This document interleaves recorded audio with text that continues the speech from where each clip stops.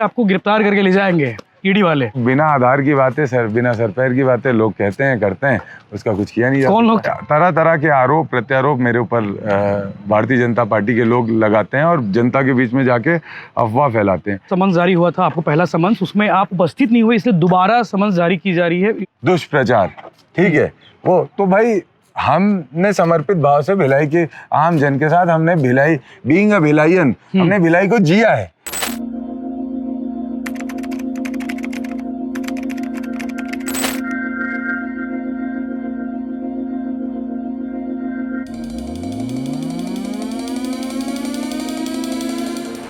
प्रगति यात्रा के बाद अब भिलाई में निकलने वाली है विश्वास यात्रा। विधायक देवेंद्र यादव हमारे साथ मौजूद है, आज उन्होंने प्रेस कॉन्फ्रेंस कर इसके बारे में बताया है। देवेंद्र जी, क्या होगा, ये प्रगति यात्रा कैसी रही और अब विश्वास यात्रा, ये क्या कॉन्सेप्ट है?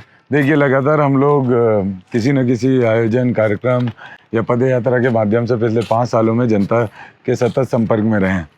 चुनावी समय अब चूंकि नामांकन भी हो गया है और इसके बाद नामांकन दाखिल कर दिए, नामांकन दाखिल हो चुका है एक पक्ष का, और इसके बाद 30 तारीख को पूरी पार्टी के साथ हम लोग नामांकन भरने जाएंगे।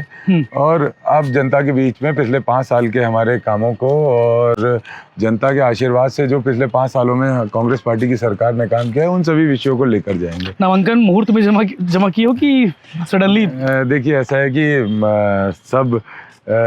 सब जितने भी विषय है, चूंकि हम लोग सभी लोग हमारी धार्मिक चीज़ों को मानते हैं और जो हमारे पूर्वजों ने जो रीति नीति बनाई है उसको हम सब मानते हैं, तो निश्चित रूप से नामांकन तो 23 तारीख को हमारे प्रस्तावक ने भेजा था और इसके बाद आज औपचारिकता जो थी दस्तखत करने की मैं दस्तखत करने आज गया था उसको। आज 25 अक्टूबर है जी।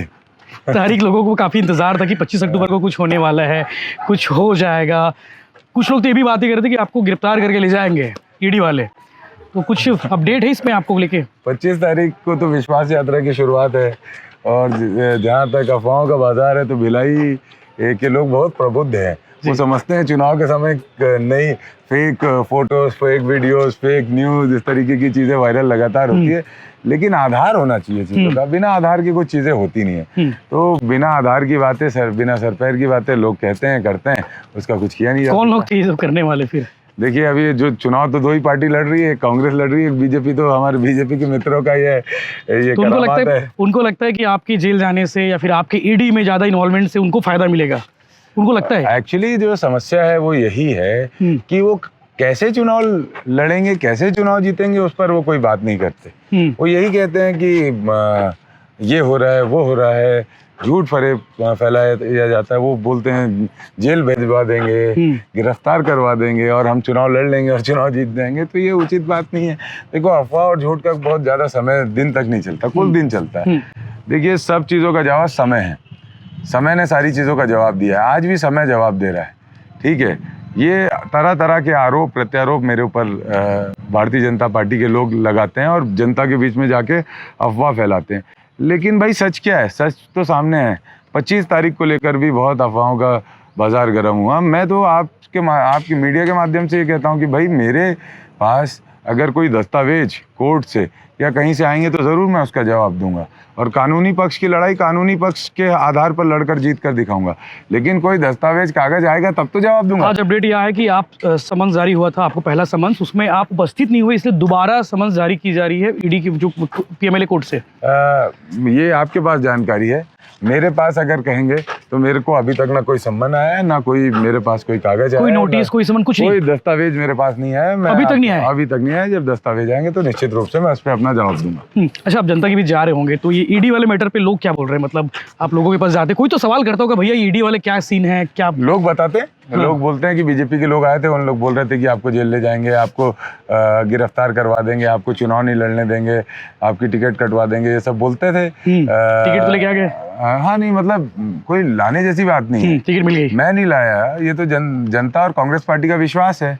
और ईडी को लेकर भी जो अफवाहें फैलाई जाती है कि गिरफ्तार कर लेंगे, ये अफवाहों का कोई जवाब थोड़े ना है, इसका जवाब ही समय है। ठीक है, ये लगातार झूठी अफवाहें फैलाएंगे।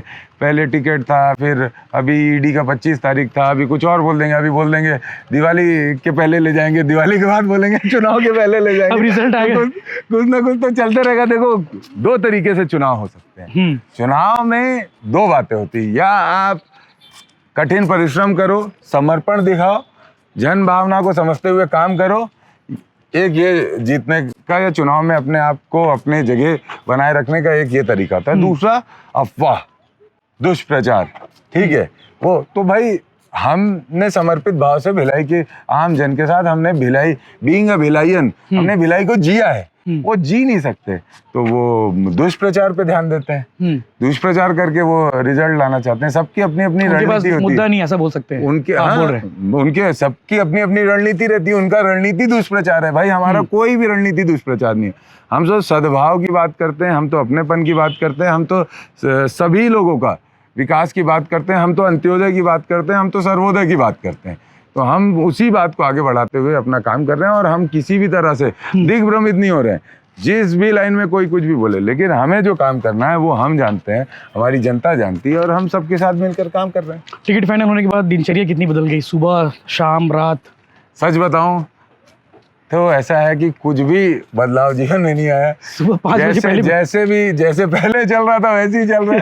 तो मतलब आधा एक घंटा बढ़ गया टिकट होने के बाद। पहले शेड्यूल बदल गया, बैठकों का दौर जारी हो गया। एक नहीं, वो तो अब देखो 5 साल, देखो कुछ लोग चुनाव के समय चुनाव लड़ने आते हैं। अब हम लोग तो चुनाव खत्म होने जिस दिन परिणाम आता है उसी पल से हम वापस काम करने पे लग जाते हैं। तो बहुत चुनाव के समय हमारे नयापन नहीं लग रहा है, कुछ बहुत ऐसा अलग नहीं लग रहा है कि जैसे लोग चुनाव के समय बहुत अलग से थके हुए या मेहनत करते हुए दिखते हैं या लोडेड दिखते हैं। हमारे साथ ऐसी कोई बात नहीं। हम चेहरे में टेंशन फ्री नजर आ रहा है। लगातार यही काम कर रहे हैं जो लोग चुनाव में करते हैं। हम पूरे 365 दिन करते हैं, इसलिए कोई भी चिंता और उसकी बात नहीं है। हाँ, ये जरूर कहेंगे चुनाव में 1-1.5 घंटे काम बढ़ जाते हैं। जैसे पहले हम अगर समझ लीजिए 16.5-17 घंटा काम करते थे, तो अब वो 19 साढ़े 19 हो जाता है। उससे ज़्यादा और कुछ भी फर्क नहीं है। ठीक है। 17 तारीख को इलेक्शन है दूसरे चरण का, और उससे पहले उसी दिन से छठ पर्व शुरू हो रहा है, महापर्व है। आप लोगों ने शायद लेटर भी लिखा था कि तारीख आगे बढ़ाई जाए। लेकिन प्रभाव तो होगा, वोट प्रभाव पड़ेंगे क्योंकि छठ महापर्व है। तो लोगों को आप लोग कैसे करोगे कि ज़्यादा से ज़्यादा वोट लोग डालने चले जाए? हमारी माताओं को निश्चित रूप से जो उपवास में रहेंगी उनके लिए तकलीफ होगी, और इसके लिए चुनाव आयोग में हम लोगों ने अपने अपने स्तर पर चर्चा की है। और भी आगामी समय में मैं आपके माध्यम से भी ये कहना चाहता हूँ कि इस पर कोई नीति बनाई जाए। बहनों उपवास रहती हैं, अगर ये डेट चुनाव आयोग बढ़ा सकता है तब बेहतर हो। अभी भी वक्त है। और नहीं, अभी तो दिखता है उस पर कोई रिप्लाई तो नहीं आया, लेकिन एटलीस्ट जो हमारी माताएं बहनें हैं जो उपवास हैं उसके लिए कोई अलग योजना बना के अलग लाइन भी बनाई जाएगी तो उन लोगों को थोड़ा राहत होगी। क्योंकि अब काफ़ी कठिन उपवास रहता है छठ पूजा का, और सभी माताएं बहनें रखती हैं, तो उनके लिए एक विशेष व्यवस्था तो चुनाव आयोग को, प्रशासन को करनी चाहिए। ये होर्डिंग शहर में इन दिनों काफ़ी चर्चा में है, अहंकार और व्यवहार, शायद अहंकार और व्यवहार शायद ना, वो चश्मा वाला होर्डिंग, वो क्या सीन है? देखिए, ऐसा है कि होर्डिंग जो लोग लगाएं वो लोग जवाब देंगे ना। मैं जिला कांग्रेस कमेटी यानी कि आपकी पार्टी। हाँ, तो हमारे साथी लोग प्रवक्ता, कांग्रेस पार्टी के प्रवक्ता इस पर जवाब देंगे जी। हम तो संस्कारों में चलते हैं अपने, तो हम अपने संस्कार की बात करेंगे। ठीक है, अहंकार जिसका है, चश्मा जिसका है वो जाने। ठीक है, चश्मा तो आप भी पहनते हो काला वाला। ठीक है। उन्होंने उसके काउंटर लॉन्च कर दिया अटैक में दोबारा। तो अच्छी बात है। वो जिला जो वो अपनी नीति जो करे, हमको कोई उस पर ज़्यादा हम जाना नहीं चाहते। हम अपने कामों पे लगे रहना चाहते हैं। हमारा तो संस्कार ये कहता है कि आप कर्म करो, फल की चिंता मत करो। फल देने वाला प्रभु है, ऊपर वाला है। ऊपर वाले को जो निर्णय लेना होगा वो लेगा। आप अपना कर्म आनंद से करते रहो। एक लाइन में कह दीजिए आपको लोग क्यों वोट दें? देखिए, ऐसा है, कांग्रेस पार्टी ने पिछले समय में लगातार जन भावना के आधार पर काम किया है, और जनता को मतदान किसे करना है किसे नहीं करना वो जनता का फैसला है। मैं उस पर बहुत ज़्यादा नहीं कहना चाहूँगा, लेकिन ये ज़रूर कहना चाहूँगा आपके माध्यम से, भिलाई इस बार 100% मतदान करे।